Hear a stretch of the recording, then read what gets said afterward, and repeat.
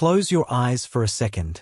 Feel that heat you know so well, the one that starts small in your chest, then races up your neck, tightens your jaw, makes your hands want to curl. Maybe it's here right now, just thinking about the last time someone cut you deep, dismissed you, betrayed you, or stood in your way. That heat is not your enemy. It's fire. Raw. Ancient. Alive. For too long we've been told to put that fire out. Breathe it away. Count to 10. Smile through clenched teeth. Pretend it doesn't exist. But fire doesn't disappear when you ignore it. It only burns somewhere else. Your health, your relationships, your self-respect, your future. This book is not about snuffing out your anger. It's about learning to hold the flame without getting burned. About turning a wildfire that once controlled you into a forge that shapes the life you actually want. If you've ever felt ashamed of how strong you can feel, if you've ever apologized for a rage you didn't fully understand, if part of you still believes that real strength means never getting angry, then stay with me. Because the truth is simpler and more powerful than you've been taught. Your anger is not the problem. Your relationship with it is. Let's change that relationship, starting right now. Chapter 1. The Hidden Power Within the Flame. Welcome to Anger Control. Turning fire into power. If you're listening to this book, chances are you've felt that familiar heat rising in your chest. Maybe it starts as a spark. Someone cuts you off in traffic. A colleague takes credit for your work, or a family member dismisses your feelings yet again. Before you know it, the spark becomes a blaze. Your heart races, your muscles tense, your thoughts narrow to a single, burning point. In those moments, anger feels like an enemy inside you, something to be fought, suppressed, or apologized for. But what if I told you that anger isn't the villain we've been taught to believe it is? Anger is energy. Pure, raw, primal energy. It's the same force that has driven human progress for millennia, pushing people to stand against injustice, defend the vulnerable, innovate under pressure, and refuse to accept that's just how it is. When uncontrolled, this fire destroys. Relationships burn, reputations crumble, health suffers, opportunities vanish in clouds of regret. But when understood and directed, the very same fire becomes fuel. It propels us forward instead of consuming us from within. This book is about that transformation. It's not about eliminating anger. That would be like trying to live without gravity. Anger is hardwired into us for survival. Suppressing it completely often leads to resentment, depression, passive aggression, or explosive outbursts later. Instead, we learn to harness it, to feel the heat without getting burned, to channel the intensity into purposeful action, and ultimately to turn what once felt like a destructive force into one of our greatest sources of power. Let's start by reframing how we see anger itself. Anger is not the problem. Unmanaged anger is. In psychology, anger is classified as a secondary emotion, but that doesn't make it less real or important. It's often a signal that something valuable is under threat. Your boundaries, your dignity, your sense of fairness, your safety, or the well-being of those you care about. When a boundary is crossed, anger mobilizes energy to protect it. When injustice occurs, anger provides the motivation to challenge it. Research shows that anger can sharpen focus, increase persistence, and even boost problem-solving under challenging conditions. It energizes us physically, raising heart rate, releasing adrenaline, heightening alertness, preparing the body for action. The problem arises not from feeling anger, but from what we do with it. Unmanaged anger leads to reactive outbursts, yelling at loved ones, saying things we can't take back, physical aggression, or self-destructive habits like excessive drinking or reckless driving. Over time, chronic uncontrolled anger contributes to high blood pressure, heart disease, weakened immune function, and strained relationships. It isolates us, erodes trust, and leaves us feeling ashamed and out of control. The good news? We can change this pattern. Anger management isn't about becoming calm robots who never feel upset. It's about developing emotional intelligence, recognizing the early signs of anger, understanding its message, pausing before reacting, and then choosing responses that align with our long-term values and goals. More than that, it's about learning to use anger's energy constructively, to fuel positive change in ourselves and the world around us. A personal turning point. I remember the day I truly understood anger's dual nature.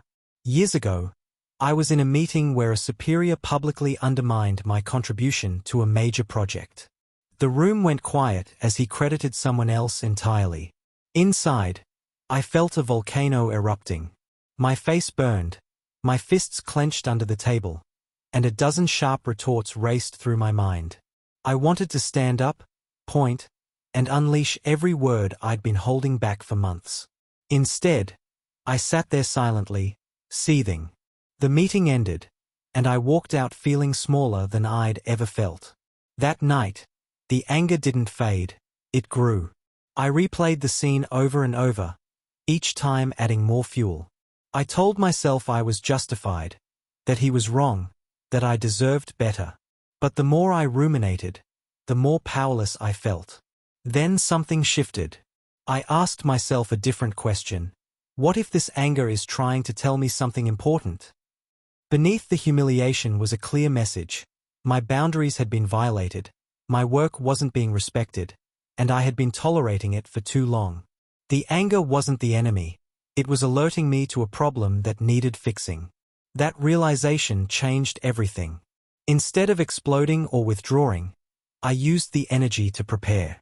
I documented my contributions, scheduled a private meeting with my boss, and calmly but firmly laid out the facts. The conversation wasn't easy, but it was productive. Boundaries were reset, credit was properly acknowledged, and our working relationship actually improved. The fire that could have burned the bridge became the fuel that strengthened it. That experience taught me a core truth we'll explore throughout this book. Anger is information wrapped in energy. Ignore the information, and the energy destroys. Dismiss the energy, and you lose your drive. But integrate both, listen to the message and direct the force, and anger becomes one of your most powerful allies. What you'll gain from this journey. In the chapters ahead, we'll build a complete toolkit for anger control and transformation. How to recognize anger's early warning signs before it overwhelms you. Practical techniques to pause, breathe, and regain clarity in heated moments. Ways to decode the deeper needs and values that anger protects. Strategies to express anger assertively without aggression. Methods to channel anger's energy into goals, creativity, advocacy, and personal growth. Tools for repairing damage when anger has already escaped control. Long-term habits to build emotional resilience so anger serves you, not rules you. This isn't a quick-fix book. Transforming your relationship with anger takes practice, patience, and self-compassion. There will be setbacks, times when the old patterns resurface. That's normal. What matters is getting back on track, learning from each experience, and continuing to refine your ability to turn fire into power. As we begin, I invite you to reflect on your own relationship with anger. Take a moment, perhaps pause this audio right now, and ask yourself, when was the last time anger felt overwhelming? What triggered it? Looking back, what was the anger trying to protect or signal? How did you respond, and how do you wish you'd responded differently? What would change in your life if you could harness anger's energy instead of fighting it? These questions aren't meant to judge. They're the starting point for change. Anger has been misunderstood and demonized for too long. It's time to reclaim it, not as a destructive force, but as a natural, powerful resource waiting to be directed. You've already taken the first step by choosing this book. The flame inside you doesn't have to be feared or extinguished.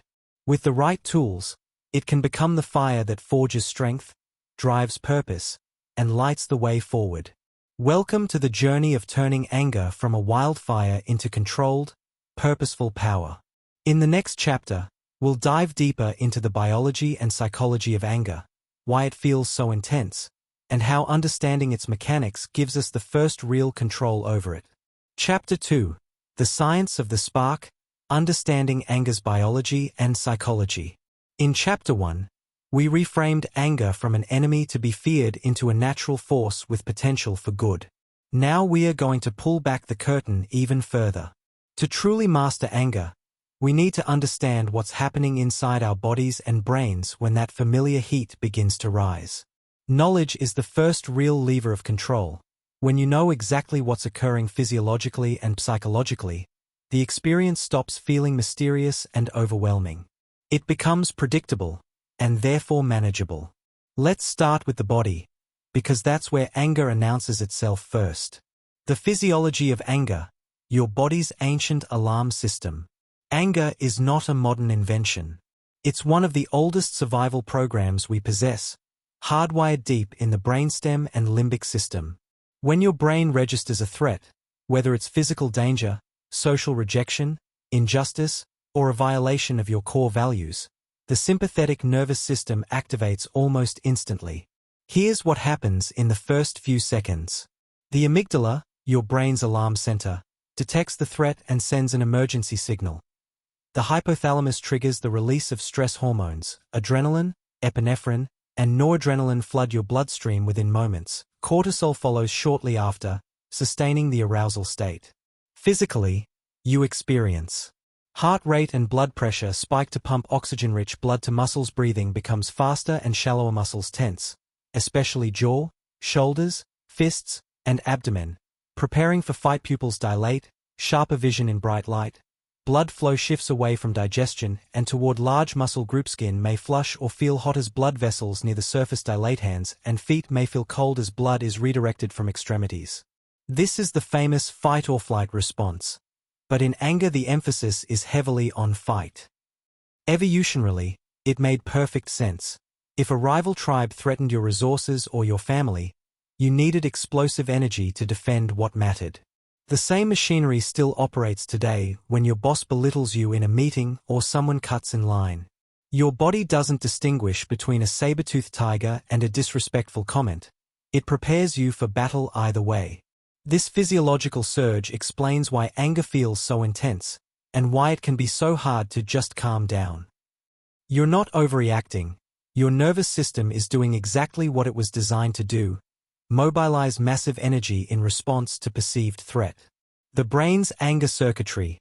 3 layers in conflict. Modern neuroscience gives us a clearer map of what's happening upstairs. The fast track, amygdala hijack, Daniel Goleman's term. The amygdala can trigger a full anger response before the rational prefrontal cortex even knows what's happening. This is why people often say, "I don't know what came over me." The reaction literally bypasses conscious thought. It takes about 100 to 150 milliseconds for the amygdala to activate. The prefrontal cortex needs 300 to 500 milliseconds to catch up. In those first fractions of a second, emotion is already in the driver's seat. The appraisal layer, prefrontal cortex and anterior cingulate cortex. Once the initial alarm sounds, higher brain regions begin to interpret. Is this really a threat? How serious is it? Who's responsible? What does this mean about me?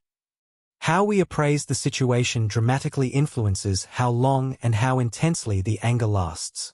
Someone who thinks, "This person is deliberately trying to humiliate me," will stay angry longer than someone who thinks, "They're having a bad day and took it out on me." The regulation layer, ventromedial and dorsolateral prefrontal cortex. These areas are responsible for modulating the response, inhibiting impulsive actions, reappraising the situation, choosing alternative behaviors. When anger feels uncontrollable, it often means these regulatory regions are temporarily overwhelmed by the emotional intensity coming from below. Psychological triggers, the match that lights the fuse. While the physiology is universal, what sets off the alarm varies enormously from person to person.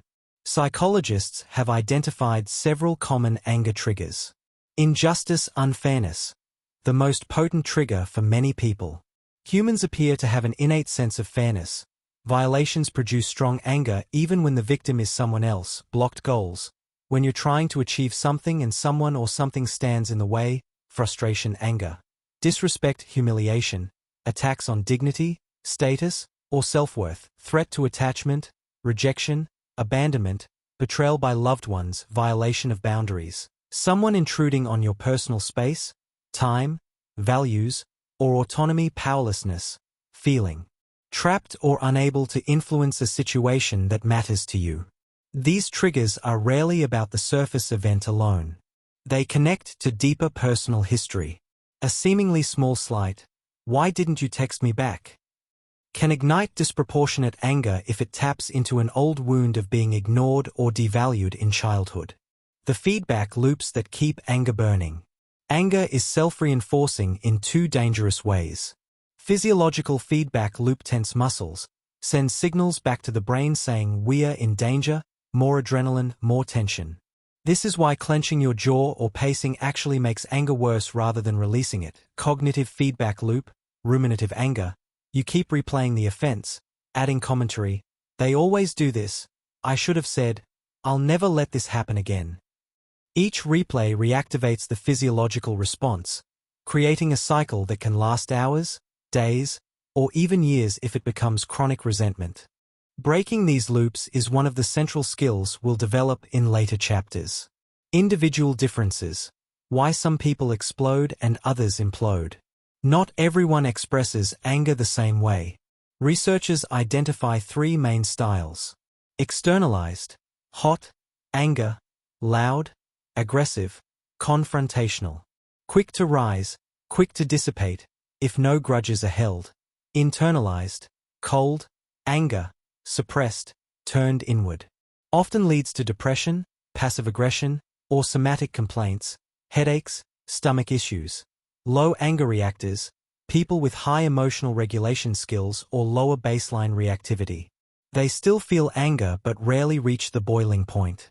Your style is influenced by genetics, early attachment experiences, cultural norms, gender socialization, and learned habits. Understanding your personal pattern is essential before trying to change it. The takeaway: anger is automatic, but reaction is optional. Here's the most empowering fact from the science. While the initial spark of anger is automatic and nearly instantaneous, what happens next is not. You cannot stop the first physiological wave, but you can dramatically influence how long it lasts, how intensely it burns, what actions you take while it's burning, whether you add more fuel or begin to dampen the flames. That space between trigger and response, however small at first, is where real power lives. With practice, that space grows. The amygdala still fires, adrenaline still surges, but you learn to observe the storm rather than be swept away by it. In the next chapter, we'll move from understanding to action. You'll learn the very first, most practical tools to create that crucial pause between feeling the spark and deciding what to do with the flame. For now, simply notice.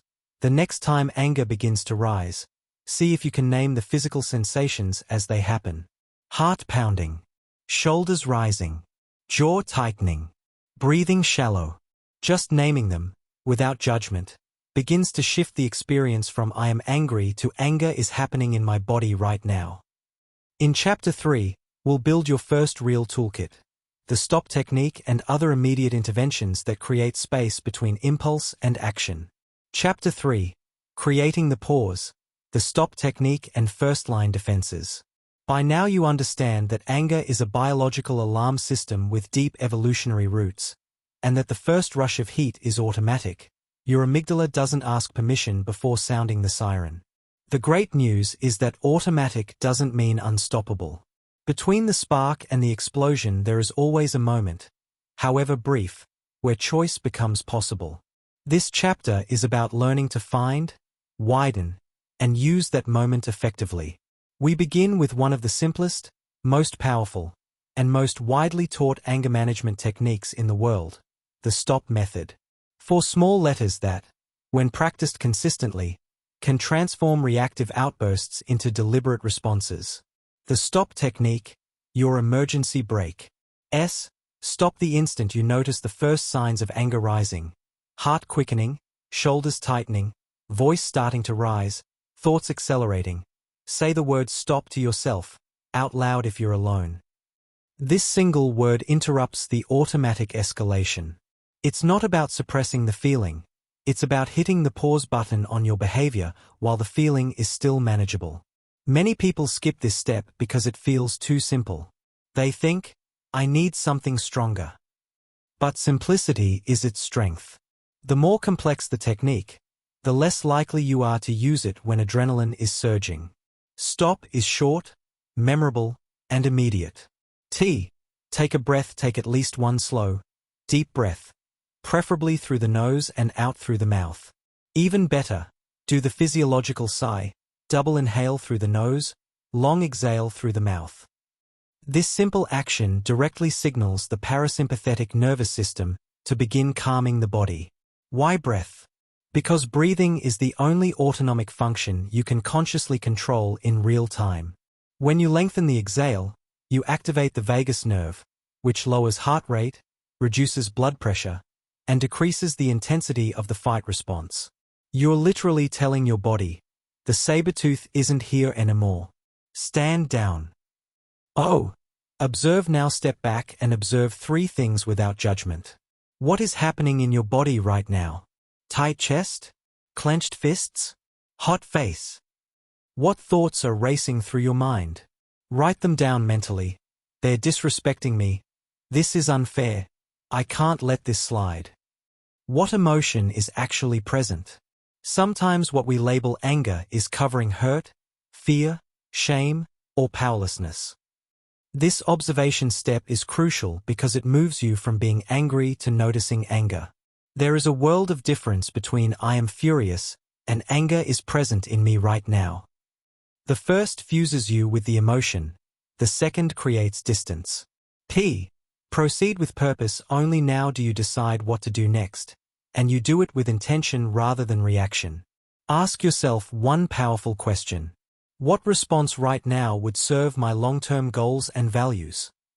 Possible choices include continuing the conversation calmly, taking a temporary timeout, I need a few minutes to think about this, assertively stating your boundary, I won't continue this discussion while being spoken to this way, walking away without escalating, using the energy later for something constructive, exercise, writing, planning change. The key is that you are choosing, not being driven. Why stop works? The science behind the pause. The stop technique exploits a basic neurological truth. The prefrontal cortex, your executive control center, needs about 10 to 20 seconds of reduced arousal to regain dominance over the amygdala. Those 4 steps usually take at least that long when done deliberately. You're buying time for the rational brain to come back online.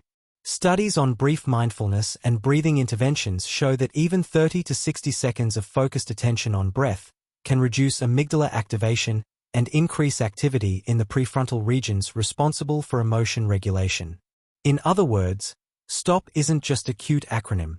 It's a mini neurobiological intervention. Additional first-line tools to expand your pause. While STOP is your go-to emergency brake, having a small toolbox gives you options depending on the situation and your personal style.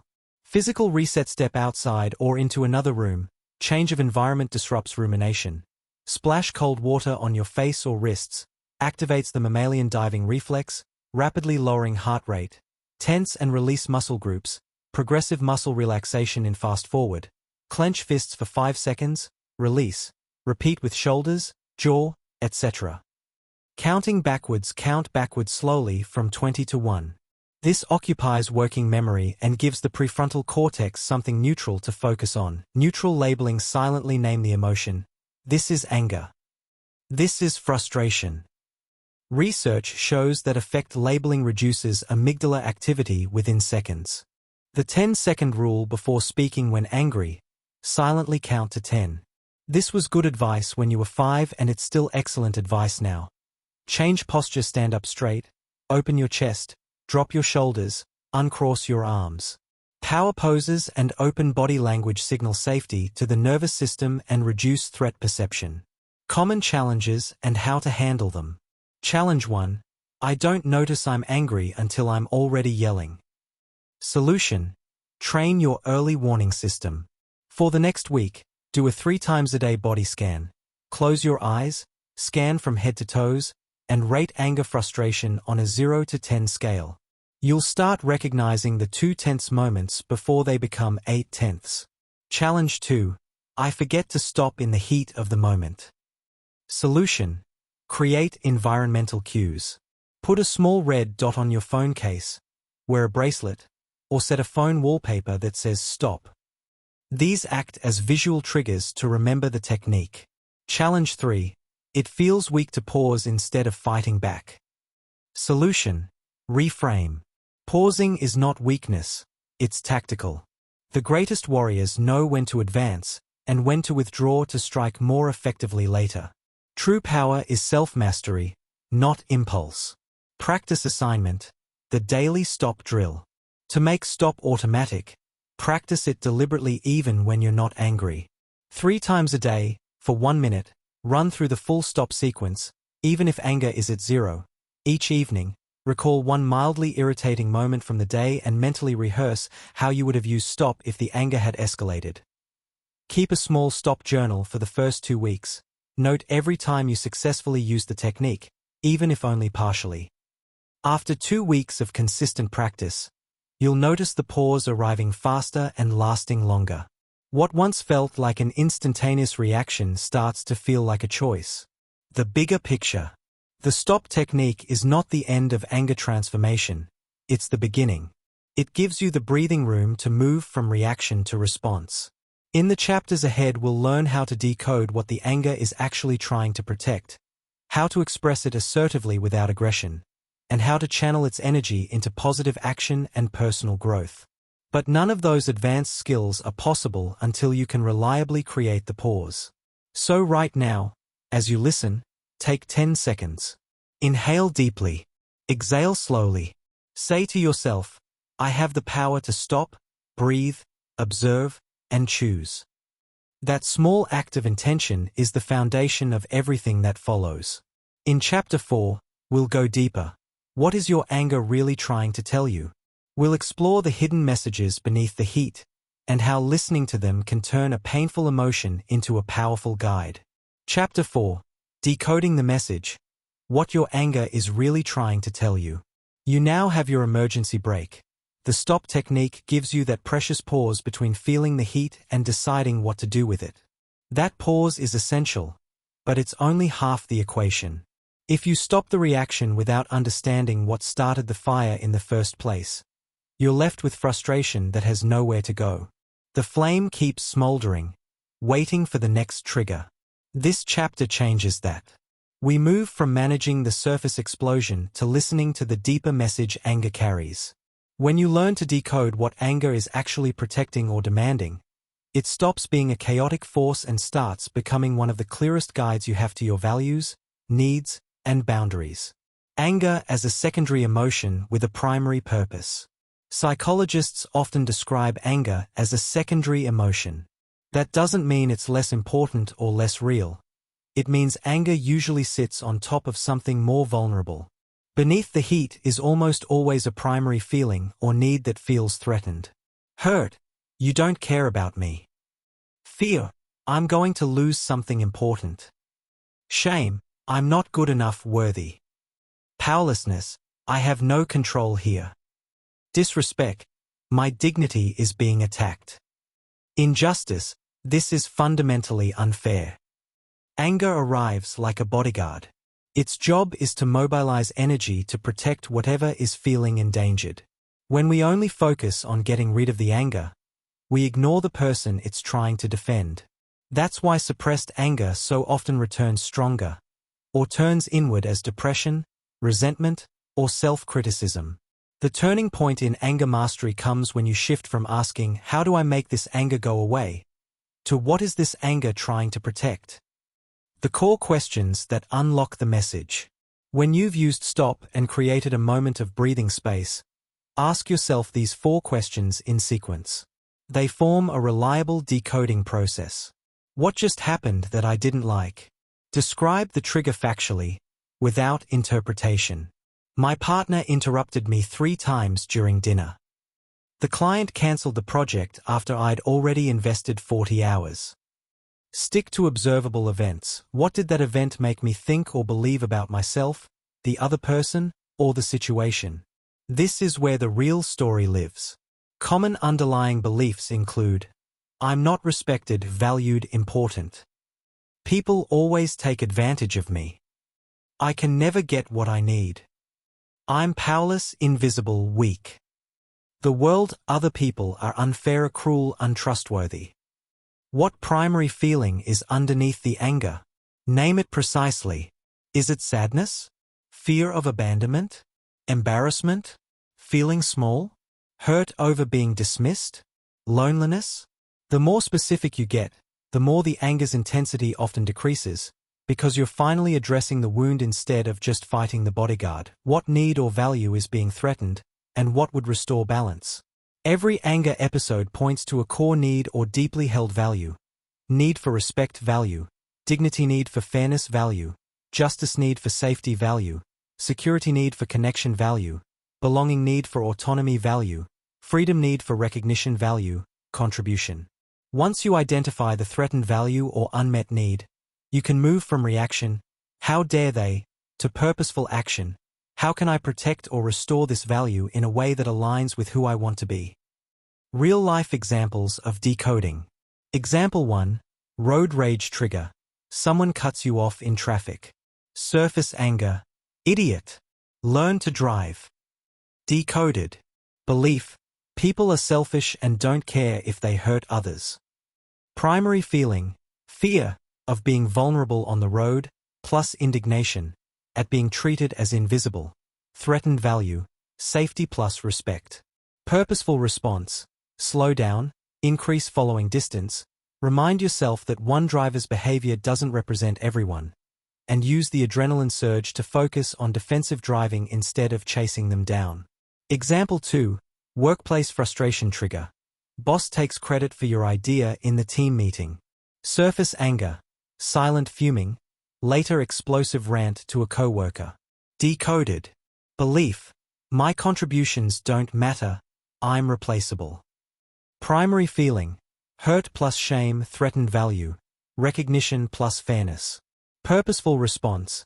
Schedule a calm one-on-one with the boss. Present facts. I noticed the idea I proposed last week was presented as originating from the team. I'd like to make sure my contributions are accurately represented going forward, and begin documenting your work more visibly for future protection. Example 3. Family conflict trigger. Parent criticizes your life choices again. Surface anger. Yelling, storming out. Decoded. Belief. They'll never accept me as I am. Primary feeling. Sadness plus loneliness, threatened value. Belonging plus authenticity. Purposeful response. After cooling down, express the deeper need. When I hear criticism of my choices, I feel like you don't accept who I am. I really want us to have a relationship where I can be myself without feeling judged. Turning the message into power. Once you've decoded the message, anger's energy stops being a problem to solve and becomes fuel for change. You now have 4 constructive paths. Protect. Set or reinforce a boundary that safeguards the threatened value. Repair. Address the hurt or fear directly, with yourself or others. Advocate. Use the mobilized energy to stand up for fairness, justice, or your rights. Transform. Channel the intensity into creative, athletic, or goal-directed activity that builds strength rather than destruction. The more consistently you practice decoding, the faster and more naturally this process happens. What once took 20 minutes of reflection begins to occur in seconds. Eventually, you'll catch the underlying need before the anger even reaches full volume. Daily practice. The Anger Decoder Journal. For the next 2 weeks, commit to this simple evening ritual, 5 to 10 minutes. Recall one moment from the day when anger, or irritation, arose. Even if it was mild, write the answers to the 4 decoding questions. End with one sentence. The value need this anger was protecting is underscore underscore underscore underscore underscore underscore underscore underscore. A constructive way to honor, that is underscore underscore underscore underscore underscore underscore underscore underscore. You'll quickly notice patterns. Maybe most of your anger episodes circle around respect, or fairness, or autonomy. Those repeating themes are gold. They point directly to the areas of your life where growth, boundary work, or communication upgrades will yield the biggest returns. The shift that changes everything. When anger stops being the enemy and starts being the messenger, your entire relationship with it transforms. You no longer dread its arrival. You greet it like a trusted, if intense, advisor. Okay, what are you here to tell me? What needs protecting? That single shift, from fighting the fire to listening through the flames, is where true power begins. In Chapter 5, we'll take the next step, expressing anger effectively. You'll learn assertive communication techniques that let the energy out cleanly, without burning bridges or swallowing the flame. Chapter 5. Speaking through the flame, assertive expression without aggression. You've learned to create the pause with stop, and you've begun decoding the deeper message beneath the heat. What value or need your anger is fiercely protecting. Now comes the critical next step, expressing that message effectively. Most people fall into one of two traps when anger arises. They either suppress it, swallowing the flame until it burns them from the inside, or they explode, letting the fire escape uncontrolled, often scorching relationships and reputations. Neither path honors the anger's purpose or serves long-term well-being. There is a third way, assertive expression. Assertiveness means communicating your needs, feelings, and boundaries clearly, directly, and respectfully, while still holding the other person accountable for their actions. It lets the energy of anger move outward in a controlled, purposeful stream rather than a destructive blast or a toxic buildup. This chapter teaches you how to speak through the flame instead of being consumed by it or pretending it doesn't exist. The 3 communication styles in anger. To understand assertiveness, contrast it with the 2 extremes most people default to. Passive, suppression, you say nothing or minimize your feelings, body language. Averted eyes, slumped posture, quiet voice, internal result. Resentment, low self-worth, eventual passive aggression, or depression, external result. The other person never knows the impact of their behavior, so nothing changes. Aggressive, explosion, you attack, blame, threaten, yell, or use sarcasm, body language. Invading space, pointing, raised voice. Flushed face, internal result. Temporary relief followed by guilt. Shame and fear of retaliation, external result. Defensiveness in the other person, damaged relationships, escalation. Assertive, controlled release, you own your feelings, state facts, express needs, and request change. Body language. Upright posture, steady eye contact, calm but firm voice. Internal result. Dignity preserved, empowerment, reduced rumination. External result. Higher chance of mutual understanding and behavior change. Assertiveness is not about being nice or avoiding conflict. It's about being honest without cruelty, firm without hostility. The core formula, the desk script. One of the most effective frameworks for assertive anger expression is the desk script, developed by Arthur Bell in conflict management training. It stands for D. Describe the facts objectively. E. Express your feelings and the impact. S. Specify what you want to happen instead. C. Consequence, positive outcome if change occurs, or natural consequence if it doesn't. Example in a relationship.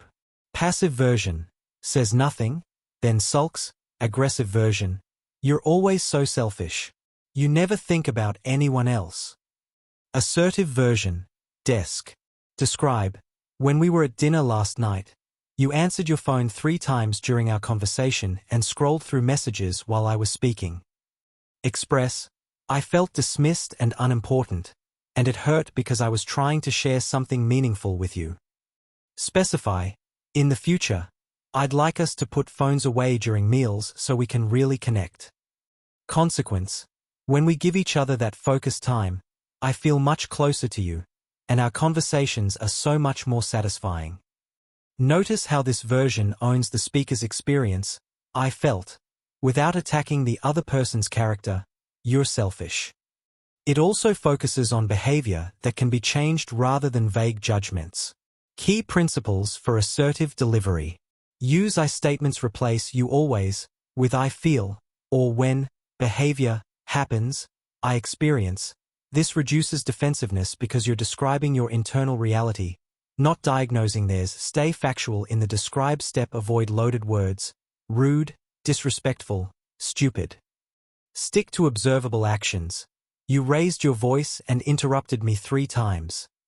Name the primary feeling. From Chapter 4 Decoding, I felt angry is fine. But I felt hurt, disrespected, powerless, afraid often lands more deeply and invites empathy. Make requests specific and doable instead of be more considerate. Say, please let me finish my sentence before responding. Offer positive reinforcement. People respond better when they see a benefit. When you do X, I feel Y, and our relationship improves. Use calm, steady volume and pace. If your voice rises, the message gets lost in the delivery. Practice speaking slowly and deliberately when adrenaline is present.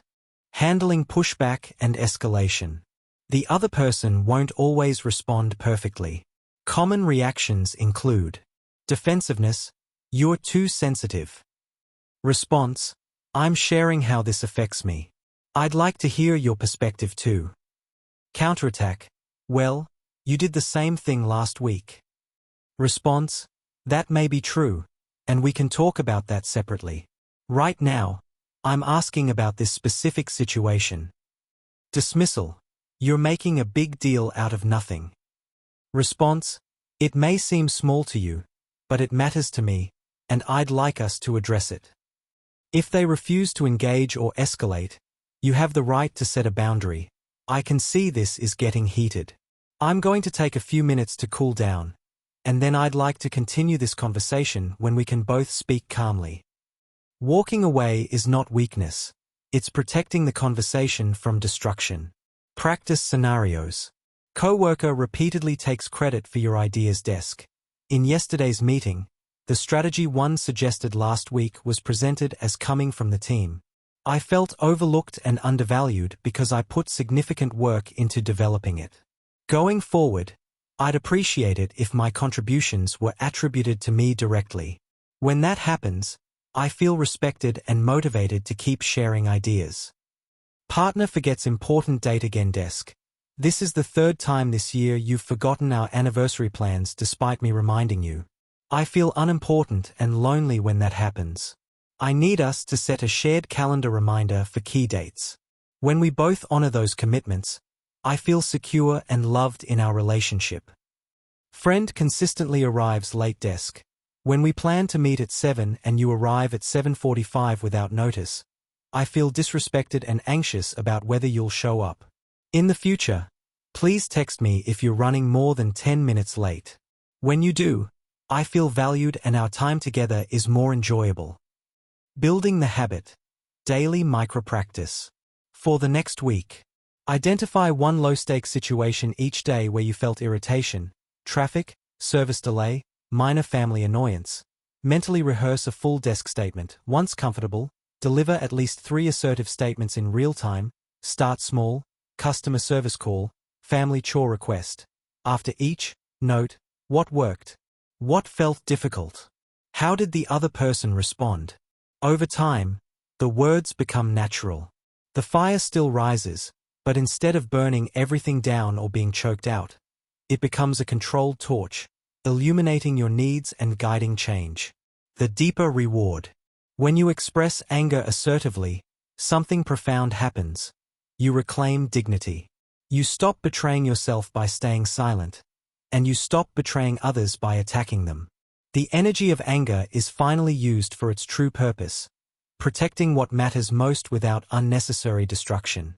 You become someone who can be trusted with strong feelings, yours and others. That is real power.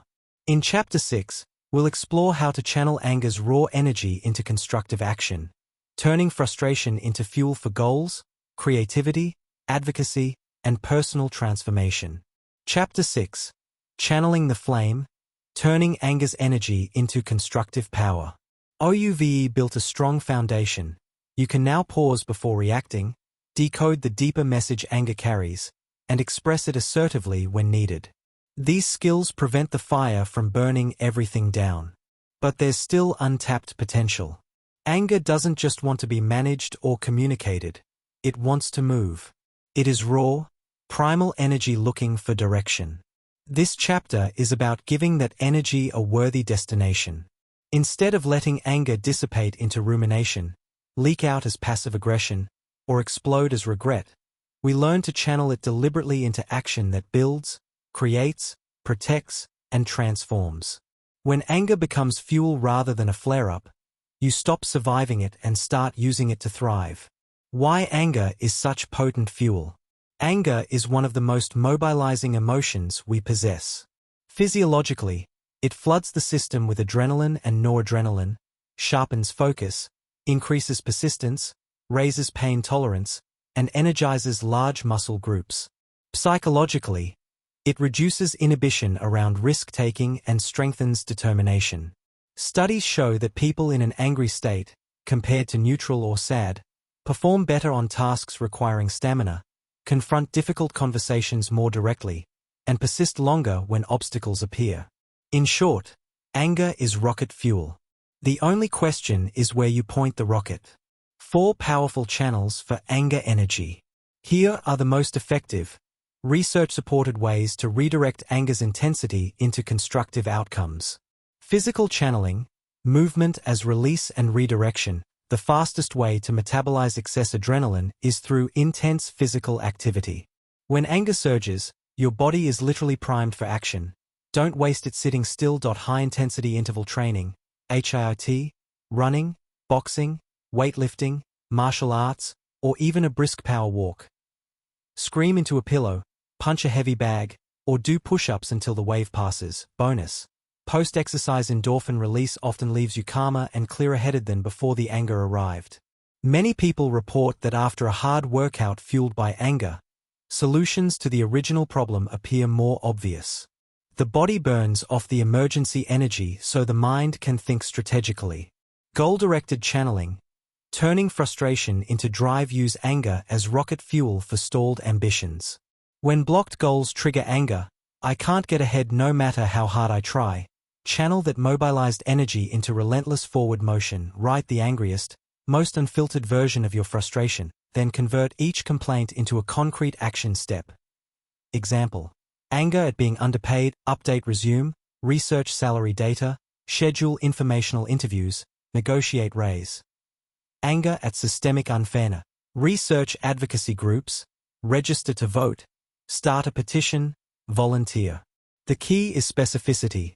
Anger loves vague outrage. Goals love precise targets. Turn "this is bullshit" into "by next quarter I will have X, Y, Z in place." Creative channeling, art, writing, music as transformation. Anger has produced some of humanity's most powerful creative work. Think protest songs, raw poetry, confrontational visual art. When you can't confront the source directly, create something that expresses the truth of what you feel. Journal furiously. No editing, no politeness.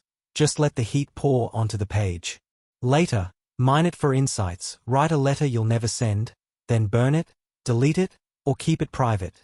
Paint, draw, compose, or make music that captures the intensity. Many artists describe anger as their most reliable muse. It cuts through procrastination and forces honesty. Creative channeling doesn't eliminate the anger. It transmutes it into something that can outlast and outshine the original trigger. Advocacy and justice channeling, turning personal pain into collective good. When anger arises from injustice, personal or witnessed, it often carries moral clarity. Channel that clarity into action that protects others or changes systems. Speak up in meetings where voices are being silenced. Mentor someone facing the same obstacles you did. Donate time or money to causes that address the root issue. Share your story, anonymously if needed, to raise awareness. This channel is especially powerful because it aligns anger's protective instinct with a larger purpose. You move from "this happened to me" to "this should never happen to anyone." How to choose the right channel in the moment. After using stop and decoding the message, ask yourself these quick questions. Is my body buzzing with physical energy that needs release right now? Choose movement. Is this anger pointing to a goal I've been avoiding or delaying? Choose goal-directed action. Do I need to process this privately before acting? Choose creative expression. Does this anger stem from unfairness that affects more than just me? Choose advocacy. Often the best path combines channels. Run to burn off the adrenaline, then journal what came up, then take one concrete step toward change.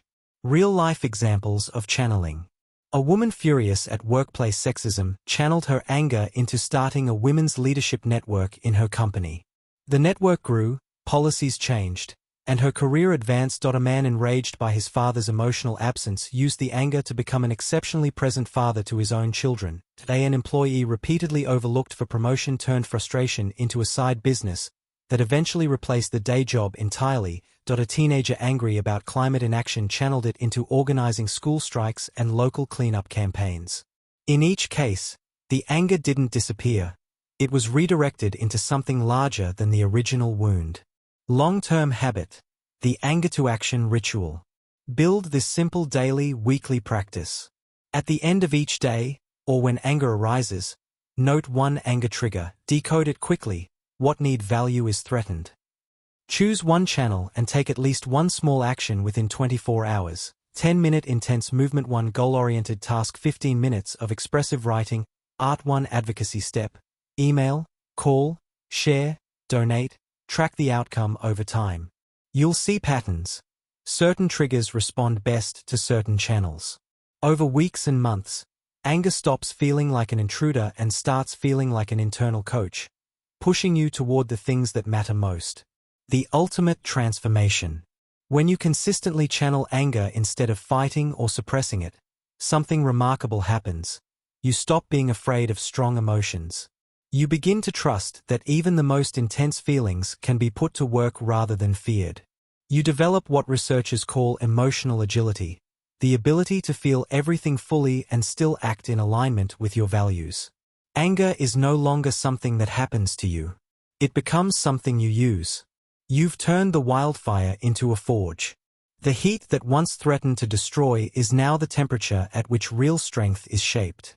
In Chapter 7, we'll address the inevitable. What to do when anger has already escaped control. How to repair damage, rebuild trust, and learn from the fallout so the next flame burns cleaner and brighter. Chapter 7. After the fire, repairing damage, rebuilding trust, and learning from the fallout. Up to this point, we've focused on prevention and transformation, creating the pause, decoding the message, expressing anger assertively, and channeling its energy into constructive action. These skills dramatically reduce the frequency and intensity of destructive outbursts. But no one becomes perfect overnight. Even with the best tools, there will be moments when the flame escapes, when stop arrives too late, when decoding gets drowned out by adrenaline, when words come out sharper than intended, or when silence turns into cold withdrawal that hurts more than yelling ever could. This chapter is not about pretending those moments never happen. It's about what comes next. How to clean up the ashes, repair what was damaged, restore trust, with others and with yourself, and, most importantly, turn the painful aftermath into one of the most powerful learning opportunities you'll ever have. Step 1. Immediate self-compassion. Stop the secondary fire of shame. The moment the outburst ends, a second, often more damaging fire usually ignites. Shame. How could I lose control like that again? I'm a monster. They'll never forgive me. This self-attack keeps the nervous system activated and blocks clear thinking. Interrupt that cycle first. Use one simple sentence of self-compassion. Repeat it silently or aloud if you're alone. I am human. Strong emotions sometimes overwhelm even the most skilled among us. This moment does not define me. I can repair and grow from it. Research on self-compassion, Kristen Neff and others, shows that treating yourself with kindness after a mistake reduces defensiveness, increases accountability, and makes genuine repair more likely. Beating yourself up only fuels more anger toward yourself or redirect it outward later. Take 5 to 10 minutes alone if possible. Breathe slowly. Name what happened factually. I raised my voice and said hurtful things. Without global labels, I'm a terrible person. This creates psychological distance and prepares you for repair. Step 2. Own it fully. The sincere apology formula. A half-hearted sorry if you were offended does more harm than good. A real apology has 4 non-negotiable parts. Acknowledge the specific behavior. I interrupted you repeatedly and raised my voice when we were discussing the budget. Take full responsibility without excuses. Avoid but you started it, or I was stressed. Instead, that was wrong, and I take full responsibility for how I spoke to you. Express genuine regret for the impact. I can see how hurtful and disrespectful that was. I hate that I made you feel attacked and unsafe in our conversation. State your commitment to change. I'm working on catching my anger earlier and using the tools we've been practicing. I'm going to specific action. Take a timeout sooner. Journal triggers. Nightly practice assertive phrasing daily. I don't want this to happen again. Timing matters. Offer the apology as soon as you're calm enough to mean every word, usually within hours, not days. Face-to-face or voice-to-voice is best. Text or email is a distant second. If the other person isn't ready to hear it, respect their space. I owe you a sincere apology and I'd like to give it when you're ready to receive it. Let me know when that might be. Step 3. Listen without defending. The repair conversation. After apologizing, the most powerful act of repair is listening to the hurt you caused, without interrupting, explaining, or counter-accusing. Ask open questions. What was the worst part for you? How did my words, actions make you feel? What do you need from me right now to feel safe again? Your only job in this phase is to understand, validate, and empathize. Reflect back what you hear. It sounds like you felt completely dismissed and alone in that moment. That must have been really painful. Validation does not mean agreement with every interpretation. It means acknowledging their emotional reality. This listening phase often does more to rebuild trust than the apology itself. When someone feels truly heard after being hurt, the relational wound begins to heal. Step 4. Make amends beyond words. Behavioral repair. Words matter, but changed behavior matters more. Identify concrete actions that demonstrate trustworthiness. If you yelled at a partner, plan and follow through on a no-interruption listening session each evening for a week. If you snapped at a child, dedicate uninterrupted playtime and apologize directly to them in age-appropriate language. If you sent a harsh email at work, follow up with a calm, collaborative message and offer to help fix the fallout. If you withdrew in silence, initiate contact and share one vulnerable feeling. I shut down because I felt overwhelmed, and I regret leaving you in the dark. Small, consistent acts of repair build trust faster than grand gestures. Step 5. The debrief, turning fallout into wisdom. Once the acute tension has eased, same day or next, do a private post-mortem. Use these questions in a journal or voice note. What was the earliest signal I was losing control? Body. Tight chest? Mind? Racing thoughts? Which of my tools did I skip or forget? Stop? Decoding? Deep breath. What core need value was threatened that I didn't address in time? What story was I telling myself that fueled the escalation? They're deliberately trying to hurt me. I'm always the one who has to sacrifice. What one small change in my routine practice could prevent or interrupt this next time? Be ruthlessly honest but not cruel. The goal is precision, not punishment. Each debrief turns a painful memory into data that makes future flames easier to contain. Rebuilding trust with yourself. The deepest wound after an outburst is often self-trust. You promised yourself never again, and yet it happened.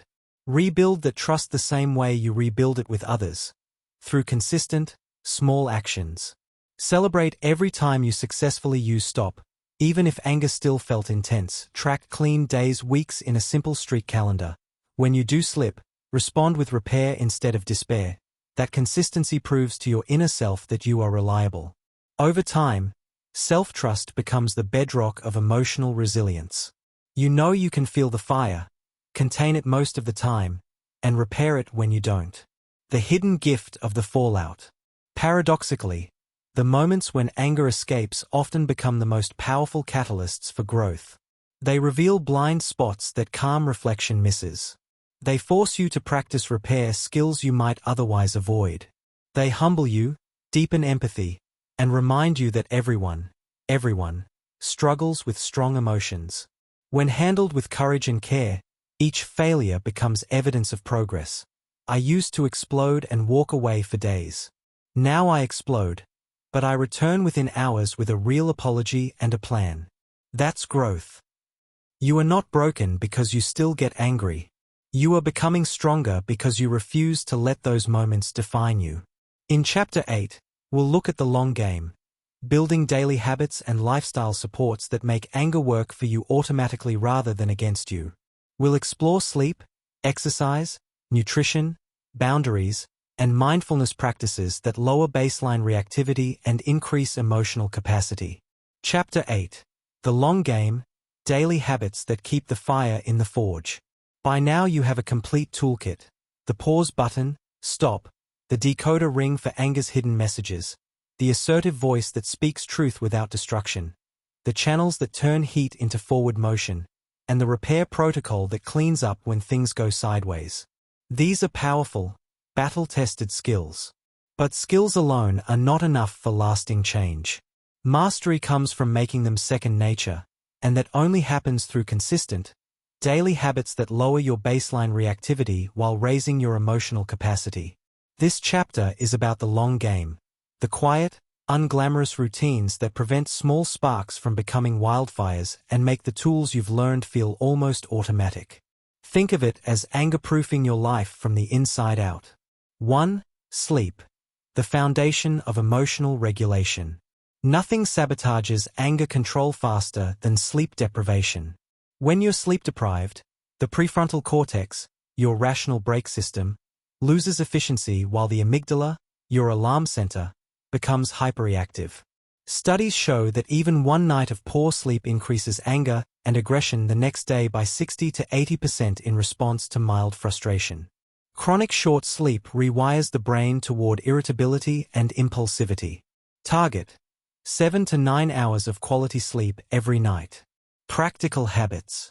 Fixed sleep, wake times, plus or minus 30 minutes, even on weekends. No screen 60 to 90 minutes before bed. Blue light suppresses melatonin. Cool, dark, quiet bedroom, ideal. 60 to 67 degrees Fahrenheit, 15 to 19 degrees Celsius. Wind down ritual. 10 minutes of journaling triggers or gratitudes, light stretching, or reading, nothing stimulating. If anger keeps you awake at night, use a worry dump before bed. Write every racing thought on paper. Then close the notebook with the promise, we'll handle this tomorrow. When sleep improves, you'll notice anger arrives less often and feels less overwhelming from the start. 2. Movement. Daily doses of physical regulation. Regular exercise is one of the most reliable ways to reduce baseline stress hormones and increase emotional resilience. Aerobic activity, running, cycling, brisk walking, lowers resting cortisol and boosts brain-derived neurotrophic factor, BDNF, which supports prefrontal cortex function. Strength training reduces anxiety and improves mood regulation. Even 20 to 30 minutes most days makes a measurable difference. Best for anger control. Activities that allow intensity without competition: running, boxing bags, swimming, yoga with power flows, or heavy compound lifts. These let you safely use up the physiological readiness anger creates. Habit to build. 20 to 40 minutes of intentional movement 5 to 6 days a week. If a day feels emotionally charged, add a short anger walk or frustration run. Use the energy deliberately instead of letting it simmer. Pair movement with reflection. Many people find their best insights about triggers come during or right after exercise. 3. Nutrition. Fuel that doesn't feed the fire. Blood sugar instability is a hidden anger amplifier. Spikes and crashes from high-sugar, refined carb meals trigger irritability, impatience, and reduced impulse control. Caffeine and alcohol can also lower the anger threshold. Caffeine heightens arousal. Alcohol impairs prefrontal regulation. Simple stabilizing habits. Eat balanced meals with protein, healthy fats, and fiber every 4 to 5 hours. Prevents blood sugar rollercoasters. Limit added sugars and ultra-processed foods. Stay hydrated. Mild dehydration increases cortisol and perceived stress. Moderate caffeine, 1 to 2 cups max, before 2 p.m., and alcohol, ideally less than or equal to 1-2 drinks, not daily. Consider omega-3s, fish, algae supplements, and magnesium, leafy greens, nuts, dark chocolate, or supplement. Both support mood stability and stress recovery. You don't need perfection. Small, consistent upgrades compound over months. 4. Boundaries. The invisible shield. Unclear or unenforced boundaries are one of the top chronic anger sources. When people repeatedly cross your limits, time, energy, respect, emotional labor, resentment builds quietly until it explodes. Daily boundary practice. Morning check-in. What are my non-negotiables today? E.g., no work emails after 7 p.m., 30 minutes alone time. Learn to say no simply and without over-explaining. I can't take that on right now. That doesn't work for me. Use preemptive communication. I'm feeling stretched today. Please give me a heads up if something urgent comes up. Protect recovery time after high-stress interactions. A short walk, silence, deep breathing. Strong boundaries reduce the number of legitimate anger triggers you face. 5. Mindfulness and reflection. The daily reset. Mindfulness doesn't eliminate anger. It increases your ability to notice it early and respond rather than react. Even 5 to 10 minutes a day rewires the brain toward better emotion regulation. Simple routines. Morning body scan, 3 to 5 minutes notice tension, rate baseline irritation 0 or 10. Evening reflection, 5 to 10 minutes 1 trigger from the day, decode, 1 lesson, tool used or missed. Micropauses during the day. 60-second breath focus when you feel irritation rising, nostril breathing or physiological sigh. Loving kindness practice, meta 3 to 5 minutes sending goodwill to yourself, loved ones, difficult people. This reduces rumination and hostility. Apps or timers make it easy to stay consistent. 6. The weekly review, tracking progress without judgment. Once a week, Sunday evening works well. Spend 15 to 20 minutes reviewing. How many times did I successfully use stop? Which triggers appeared most often? What channels did I use effectively? Any outbursts, near misses? What did I learn? One habit I want to strengthen next week. Celebrate wins, no matter how small. Progress is not linear. Some weeks feel easy, others feel like backsliding. The review keeps you oriented toward growth rather than perfection. Putting it all together. A realistic daily rhythm. A sample day that supports anger mastery. 7 a.m. wake, hydrate, 5-minute body scan plus intention. Today I choose pause over reaction. Balanced breakfast with protein, morning movement, 20 to 30 minutes walk, run, yoga. Workday micropauses when tension rises, evening wind down. No screens after 9 p.m., journal triggers, gratitude, bed by 10:30 to 11 p.m. Adjust to your life. This is a template, not a rigid rule. The long-term reward. After 3 to 6 months of consistent habits, most people report anger episodes drop 50–80%. When anger does arise, it peaks lower and resolves faster. Tools feel almost instinctive, no longer effortful. Self-trust grows. I can handle strong feelings without losing myself. Relationships deepen because you show up more present and less reactive. You won't become someone who never feels angry. That would be inhuman. You become someone who feels anger fully, understands it quickly, directs it wisely, and recovers cleanly when needed. The fire never disappears, but it no longer runs the house. It heats the forge where your best self is shaped. You've done the work. Now live it, one deliberate day at a time. In the final chapter, we'll bring it all together. A complete 30-day anger mastery plan that integrates every tool and habit into a clear, actionable roadmap for transformation. Chapter 9. The Forge is yours. Integrating everything into lifelong mastery.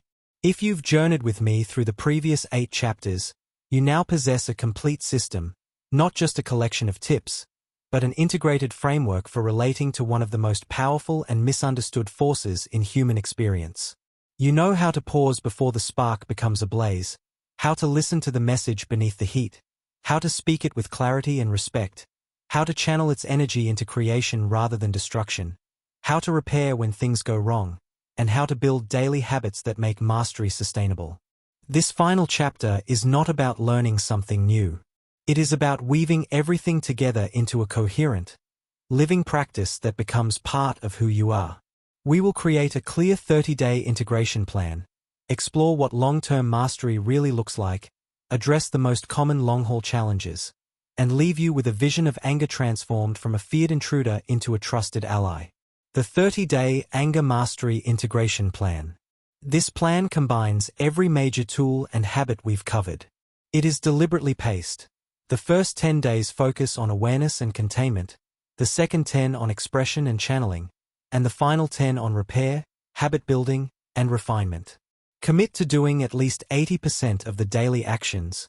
Progress, not perfection. Days 1 to 10. Foundation, awareness and containment goal.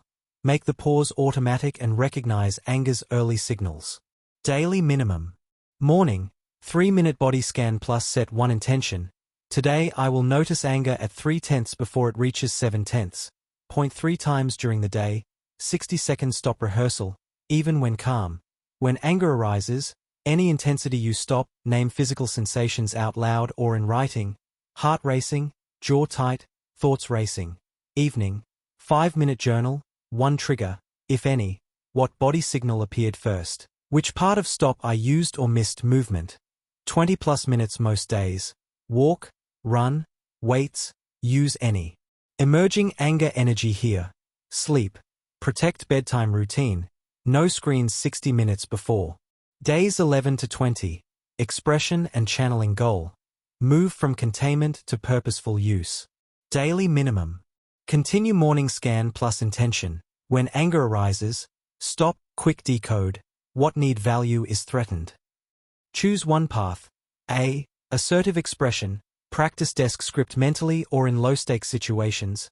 B. Channeling. Physical movement. Goal-directed task. Creative outlet. Advocacy step. At least once per day. Deliver one assertive statement, even small. Asking for a later meeting time. Saying no to extra work. Evening journal. Decode one anger moment. Note channel used. Outcome. Energy felt redirected. Relief. Clarity. Add weekly review. Sunday count successful pauses. Assertive moments. Channeling wins. Celebrate one specific improvement. Days 21 to 30. Repair, resilience and refinement goal. Build trust in the system and yourself. Daily minimum. All previous habits continue. Practice one full repair sequence. Even imagined write a mock apology plus behavioral change commitment for a recent or past outburst. When a slip happens, immediate self-compassion sentence, real apology within 24 hours, listen without defending, one concrete amend. Evening reflection expands. What old pattern tried to return? How did the system interrupt it? What one tweak for next month? Habit audit. Rate sleep, movement, boundaries, mindfulness on 1 to 10. Choose one area to strengthen. Final day, 30 full system review. Write a letter to yourself about who you were 30 days ago versus who you are becoming. After day 30, repeat the cycle with lighter structure. Keep core daily practices. Scan, stop, movement, evening reflection, do weekly reviews, and revisit any weak link for a focus 7 to 14-day boost. What long-term mastery looks like. After 6 to 12 months of consistent practice, the internal experience changes in predictable ways. Anger arrives as a familiar visitor rather than an intruder. You feel the heat rise and think, okay, here it is. What's it protecting today? The pause is nearly automatic. The space between trigger and reaction grows from seconds to minutes. Outbursts become rare, once every few months instead of weekly. When they occur, they are shorter, less intense, and followed by swift, sincere repair. You trust your anger as an informant. It alerts you to boundary violations, injustice, or neglected needs before small problems become big ones. Relationships deepen. People sense you can handle strong feelings, yours and theirs, without collapse or attack. Conflict becomes conversation rather than war. You feel a quiet pride. I used to dread my own intensity. Now I know how to direct it. This is not a state of constant calm. It is a state of confident command. The most common long-haul challenges and antidotes. Complacency. Life gets busy. Habits slip. Antidote. Anchor practices to existing routines. Body scan with morning coffee. Stop reminder on phone lock screen. evening journal with teeth brushing. Big life stresses, illness, loss, financial crisis, betrayal. Antidote. Scale back expectations but never abandon the core. Stop plus movement plus self-compassion. Use anger's energy to protect what remains: health, loved ones, dignity. Old triggers reappearing, family holidays, certain colleagues, past trauma anniversaries. Antidote. Pre-plan. Write a trigger script in advance. Early signals, stop sequence, go-to channel. Repair plan if needed. Perfectionism. I still got angry today. I failed. Antidote. Redefine success as I felt it. I worked with it. I grew from it. Every encounter with anger is practice, not proof of inadequacy. A final vision. The forge you carry. Imagine this. Years from now, you face a situation that once would have sent you into a spiral. Someone dismisses your work, a loved one forgets something important, an injustice unfolds in front of you. The familiar heat rises. But instead of dread, you feel a quiet recognition. This is the fire. It has something to tell me. You breathe. You pause. You listen. You choose whether to speak, to act, to create, to protect, to walk away and regroup. And when the moment passes, you feel stronger, clearer, more aligned with who you truly want to be. That is the transformation this book has been pointing toward. Not the absence of fire, but the mastery of it. Not a life without anger, but a life in which anger serves you, sharpening your focus, defending your values, fueling your growth, and reminding you of your power. The forge is no longer something outside you. It is within you. The heat that once threatened to consume has become the temperature at which your character, your relationships, and your purpose are continually shaped and refined. Thank you for walking this path with me. The tools are now yours. The fire is now yours. Use them well. There will still be days the old fire rises fast and fierce. There will still be moments you forget to pause, miss the deeper message, speak too sharply, or let resentment simmer too long. That's not failure. That's proof you're alive, still feeling, still human. What matters now is what you do in the next breath. You stop. You listen. You choose. You repair. You channel. You keep showing up for yourself. Every time you do, the flame gets a little more yours to direct. Every time you do, you become someone who doesn't just survive anger, you use it. You turn heat into clarity, hurt into boundaries, frustration into momentum, injustice into action. So carry this with you. The fire inside is no longer something to fear or hide. It is yours to hold, to understand, to speak, to move, to shape. You are no longer at war with your anger. You are its master. Thank you for trusting this journey. Now go light up the world with the power you were always meant to carry. Keep turning fire into power.